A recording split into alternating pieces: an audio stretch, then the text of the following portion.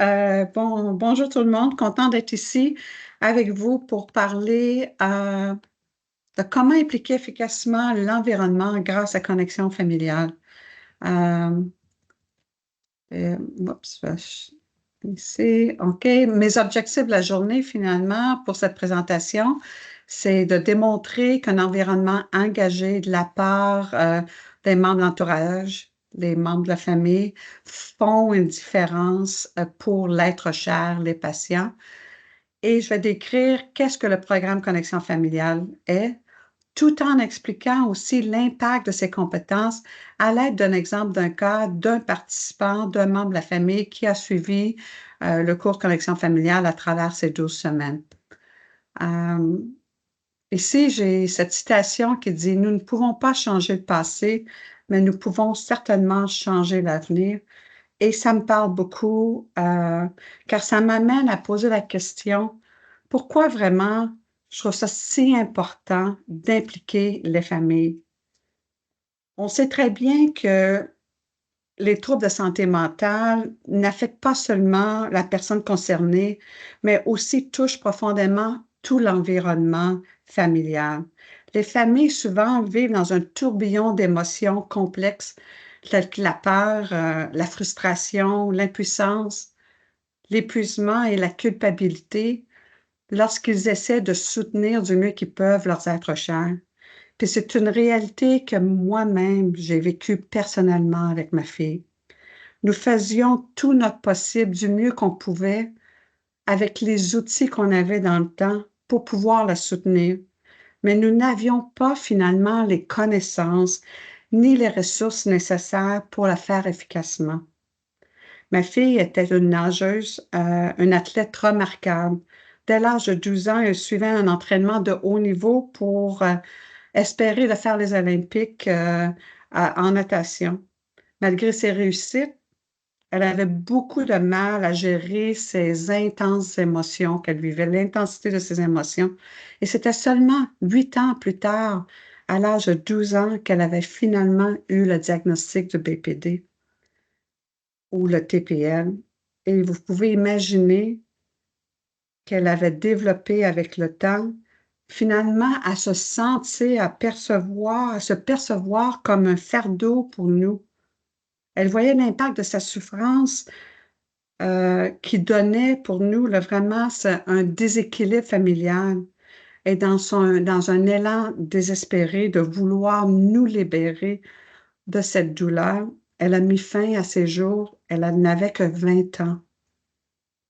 Et c'est malheureusement avec cette tragédie familiale qui m'a poussée finalement à vouloir transformer la façon qu'on donnait du soutien aux familles afin qu'ils puissent devenir partie euh, euh, importante dans le rétablissement d'être cher, afin de pouvoir là, me consacrer pleinement à cette mission-là de transformer le soutien offert aux familles et qu'elles puissent devenir des partenaires efficaces du rétablissement de leurs proches en les accompagnant émotionnellement dans la continuité de leurs soins et en leur redonnant l'espoir d'une vie qui vaut la peine d'être vécue, une vie qui serait pleine de sens, d'équilibre, d'espoir dans un rétablissement durable.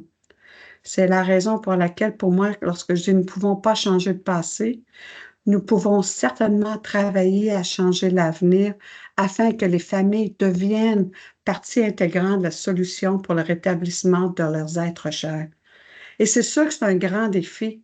On sait que le stress associé, le fait d'avoir un être cher atteint d'un trouble de santé mentale, est souvent associé à un certain fardeau, à de la dépression, un sens de deuil et d'isolement, parce qu'en essayant d'aider notre être cher, on se sent impuissant et à des niveaux plus élevés de détresse psychologique par rapport aux normes communautaires. Ces défis-là souvent épuisent la capacité des membres de la famille à faire face de façon efficace, compromettant leur santé et leur vie. Donc, on voit que les familles ne peuvent y arriver seules, d'où l'importance de soutenir les familles avec les compétences, l'éducation et des outils pour qu'ils deviennent partie intégrante de la solution de leurs êtres chers. Et il y a une étude qui a été faite de Uli Hoffman qui montrait justement ça, qu'une plus grande implication émotionnelle des membres de la famille prédisait de meilleurs résultats cliniques, qu'il y avait beaucoup moins d'hospitalisation des patients, leurs êtres chers, lorsque les familles étaient impliquées de façon efficace. Et les compétences de connexion familiale permettent justement ça, à l'entourage de participer efficacement au rétablissement de leurs êtres chers.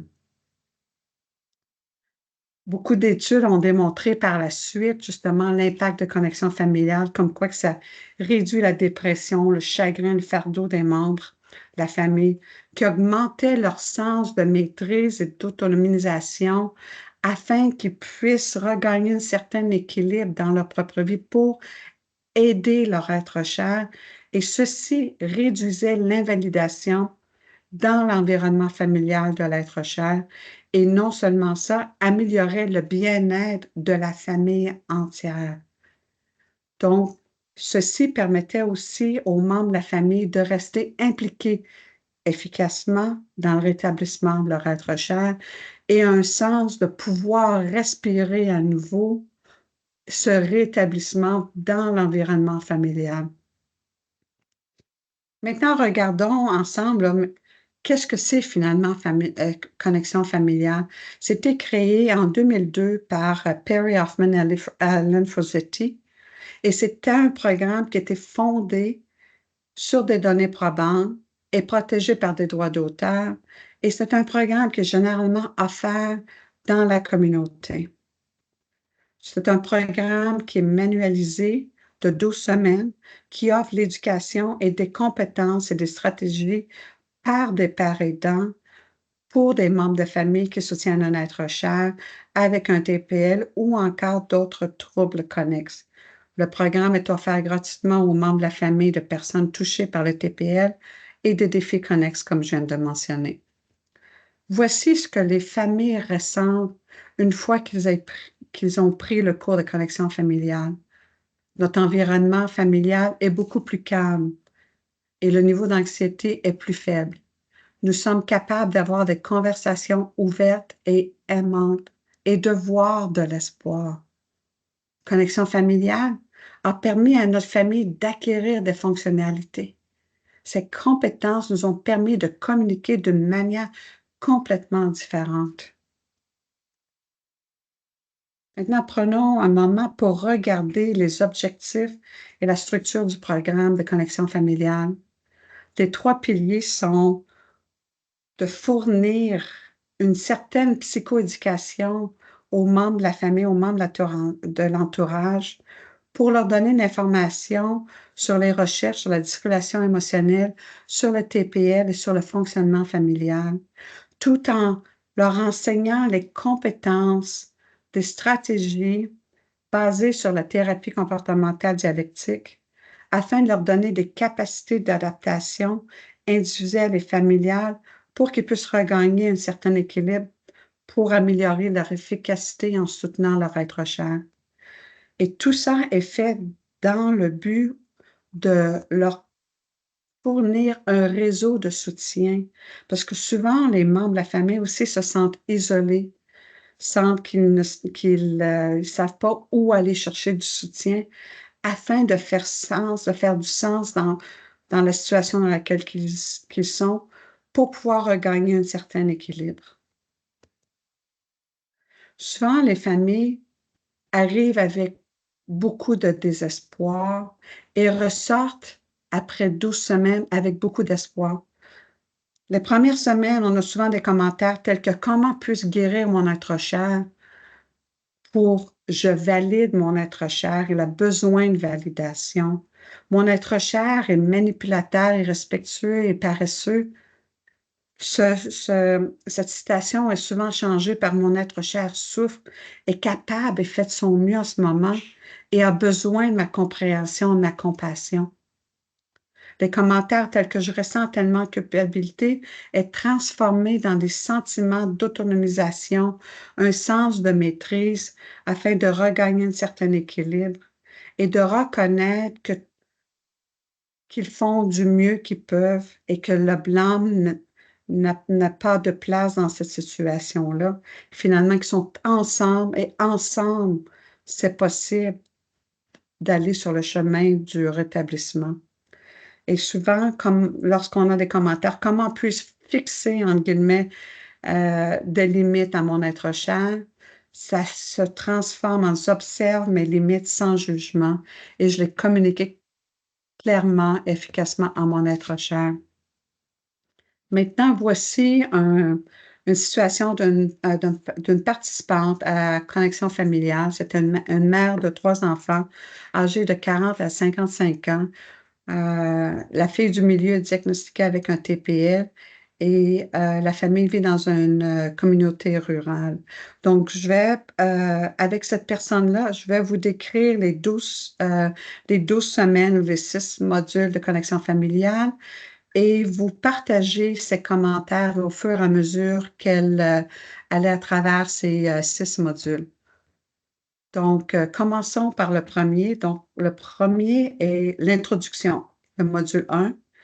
Et durant cette semaine, de ces 2 heures qu'on passe ensemble, on permet aux participants de partager la situation dans laquelle ils sont et de comprendre les objectifs qu'ils se donnent d'ici la fin des 12 semaines du programme.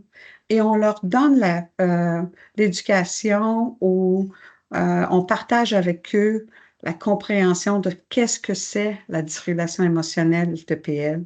On partage avec eux les droits des proches, comme quoi que c'est important d'avoir un certain égoïsme sain, de prendre soin de nous afin d'être équilibre pour être efficace à aider notre être cher et de partager avec eux les hypothèses de base comme quoi nous faisons tous de notre mieux et nous pouvons faire encore mieux. Et voici le commentaire du parent après le premier module. Quand j'ai découvert Connexion familiale, j'étais anéantie, seule, épuisée mentalement et physiquement. Je me sentais coupable et honteuse. J'en avais tellement marre d'entendre tu devrais, à mon avis, je ferais ceci ou je ferais cela, ou si j'étais toi, expulse-la, elle mérite une bonne leçon. Je suis devenue très isolée et j'ai eu le cœur brisé. Au moment où elle a tenté de s'enlever la vie, j'étais moi-même suicidaire. Ce premier module m'a donné l'espoir. J'étais dans un environnement stimulant où je n'entendais pas tu devrais faire ceci ou cela, ou si tu avais fait ça.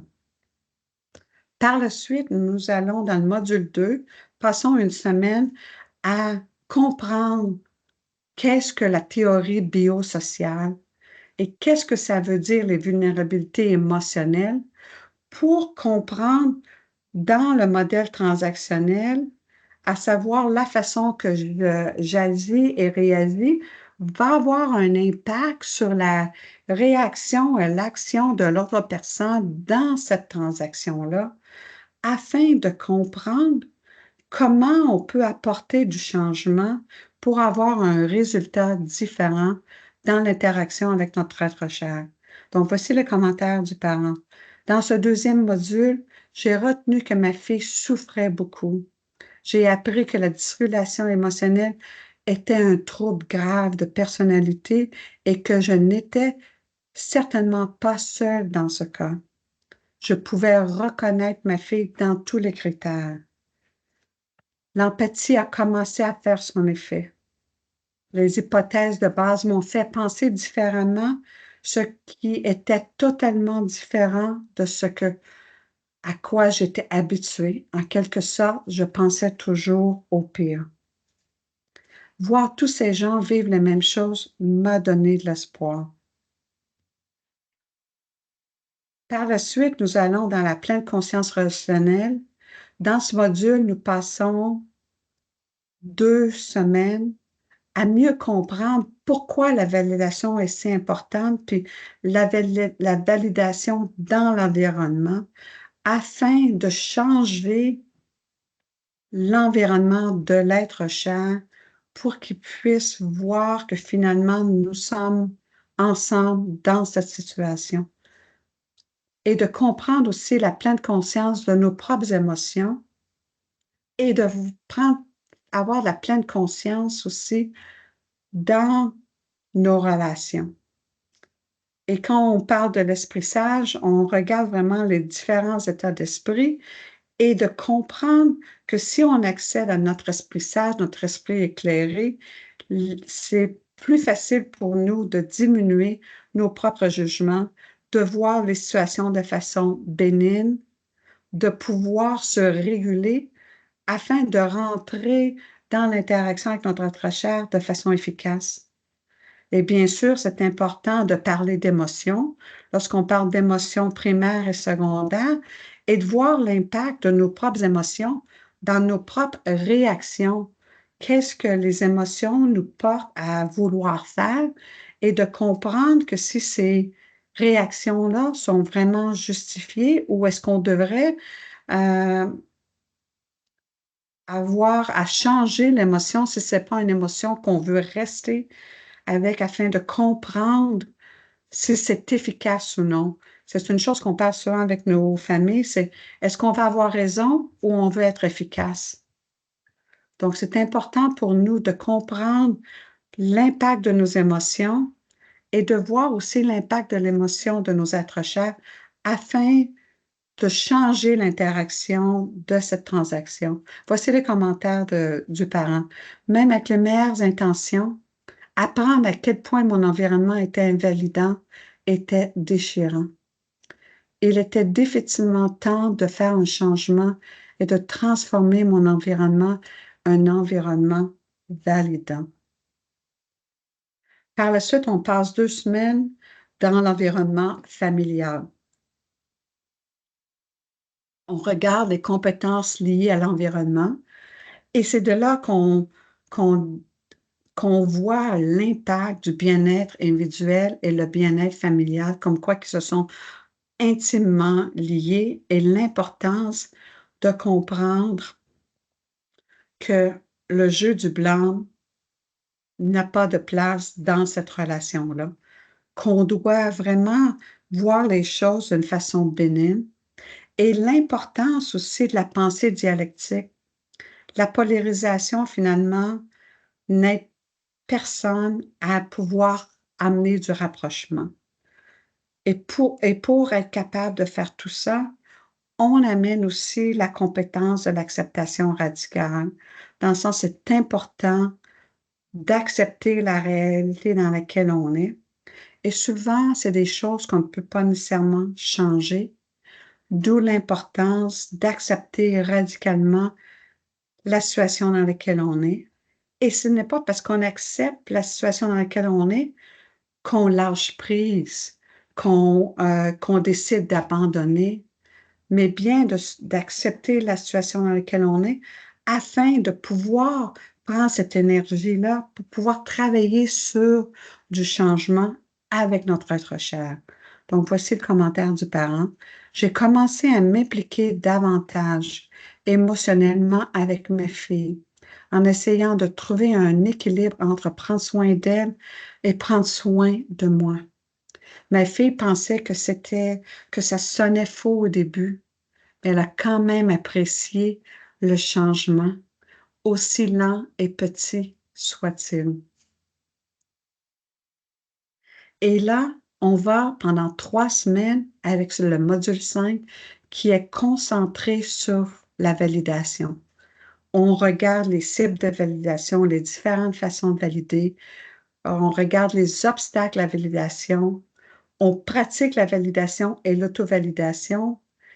Et on apprend à reconnaître nos propres limites afin de pouvoir les observer pour pouvoir éventuellement être capable de l'exprimer de façon efficace à nos êtres chers. Voici ce que le commentaire du parent. Validation, qu'est-ce que c'est? N'en ayant jamais reçu moi-même, vous imaginez bien qu'il était difficile d'en donner. Oui, j'étais une encourageuse. Et oui, ma fille déteste ça. Quand j'ai commencé à vraiment la valider, elle a commencé à s'ouvrir, à me faire confiance avec ce qu'elle partageait. Avec le temps, cela a mis fin à l'escalade émotionnelle et à la violence. Notre relation était en train de guérir. J'étais plus compréhensive et elle pouvait le ressentir. J'étais plus équilibrée dans mes propres émotions. Et pour les 3 dernières semaines du programme de connexion familiale, pour le module 6, nous regardons la résolution collaborative de problèmes. Nous regardons les compétences d'efficacité interpersonnelle, les stratégies possibles de collaboration pour la gestion et la résolution de problèmes. Et on aide aussi les participants à mieux comprendre ces compétences-là, comme le Dear Man Give Fast, afin qu'ils puissent l'utiliser à demander les choses à leurs êtres chers de façon efficace ou même à exprimer leurs propres limites de façon efficace à leurs êtres chers. Et on introduit aussi l'analyse comportementale du point de vue du proche, du parent, à savoir une situation qui a donné des résultats inattendus, à savoir qu'ils veulent apporter du changement dans cette interaction-là. Ils regardent leurs émotions, leurs comportements, leurs pensées, leurs réactions et de voir avec toutes les compétences qu'ils ont apprises durant les 11 semaines passées ensemble, quelles sont les compétences qu'ils peuvent apporter pour transformer leur vulnérabilité émotionnelle en quelque chose d'un peu plus efficace dans la transaction, de mieux gérer leurs propres émotions, de diminuer leur intensité d'émotion lorsque l'intensité n'a pas de mise à ce moment-là, ou encore même de transformer des jugements afin de pouvoir se concentrer de façon efficace dans l'interaction de leur être cher.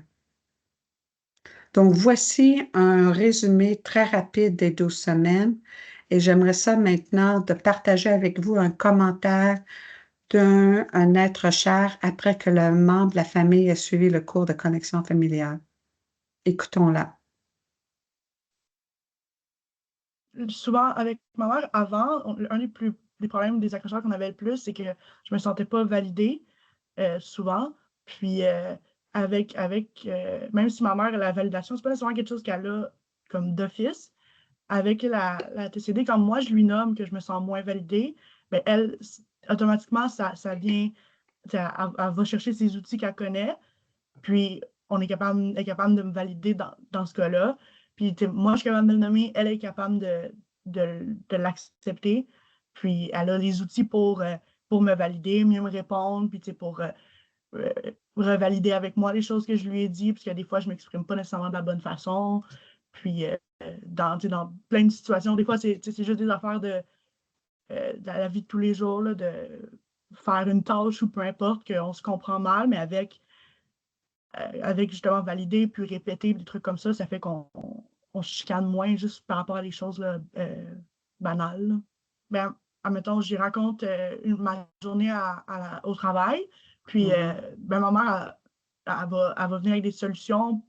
Moi, je lui raconte des choses, puis là, ben, je dis, mais j'aimerais ça me sentir plus validée. Puis là, ben, elle va le comprendre, puis elle va répéter ce que je lui ai raconté, puis elle va me dire, ah, fait que je comprends que tu te sens comme ça, je comprends. Ah, c'est vrai que ça n'a pas dû être facile dans ce cas-là. Puis, ça fait une grosse différence qu'elle soit capable de me valider là-dedans. Parce qu'avant, elle n'aurait pas été. On se serait chicané avant. Là. Avec le temps qu'on continue à avoir les outils, on les applique de mieux en mieux. Récemment, je me suis séparée, puis ça a été quand même difficile, mais avant, euh, ma mère aurait eu beaucoup de misère à quand même me laisser aller là-dedans, puis à me laisser faire mes propres choix, à me laisser, avant, ma mère a eu beaucoup de difficultés à ce que je continue à parler à mon ex, à que je continue, à pas tout savoir tout le temps. Elle aurait eu plus de misère à ce que, elle aurait eu la misère à ce que je vienne vers elle, tu sais. Elle est capable maintenant d'attendre que je vienne vers elle, puis elle me fait assez confiance pour ça. Mais ça fait partie de elle, je pense qu'elle appelait beaucoup d'acceptation radicale dans ça, qu'avant, elle aurait eu beaucoup, beaucoup, beaucoup plus de misère là, à faire ça, là, parce que par l'inquiétude, aucune de mauvaise intention, là, comme tu disais, mais avec les outils, toute cette... ma mère, elle est toujours beaucoup dans les solutions, puis avec les outils de connexion familiale, puis tout, ben, elle peut utiliser ça quand j'en ai besoin au lieu de tout le temps quand c'est pas nécessairement ça que j'ai besoin, là. La validation, c'est comme ce qui fait la plus grosse différence pour moi, là. Euh, Parce que c'est vraiment ce qui me manquait beaucoup avant. Puis moi, c'est vraiment ça qui fait une grosse différence, là, tu sais, dans la validation de répéter, puis de confirmer les choses, puis euh, moi, ça m'aide beaucoup parce qu'il y a des fois, j'ai de la misère je l'exprime pas comme faut. Puis ma mère, elle, avec ses compétences à elle, est capable de dire, ah, fait que ce que je comprends, c'est ça. Puis des fois, c'est pas ça, tu sais. Moi, je vais y exprimer que je me sens envahie, puis je l'exprime pas de la bonne façon. Fait que ma mère va comprendre autre chose. Fait qu'elle va me dire, ben là, je comprends que t'es fâchée. Puis je dis, non, non, c'est pas ça. Tu sais, fait qu'on on se réexplique. Puis ça fait vraiment moins de frustration des deux côtés, là. Puis Mhm. en général, c'est ça qui m'aide beaucoup, là, la validation, là.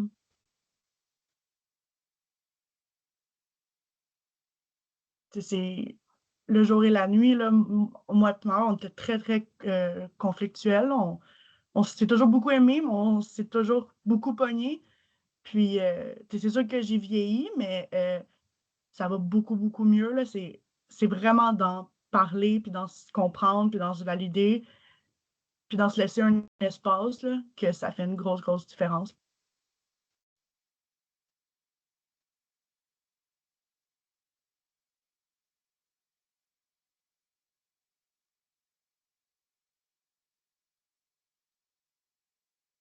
Madame Ça Corey, est-ce que vous conclut, voulez conclure? ça conclut la présentation sur connexion familiale, à savoir l'impact des compétences que les membres de la famille apprennent à appliquer dans leur situation de tous les jours avec leurs êtres chers. Et on voit justement avec Chloé à la fin euh, l'importance pour les familles d'utiliser ces compétences-là pour pouvoir aider leurs êtres chers dans leur rétablissement. Donc, je vais remercier tout le monde pour leur écoute, puis je vais essayer pour répondre aux questions. Merci tout le monde. Merci beaucoup, Madame Corey, pour ce partage, hein, très touchant. Donc,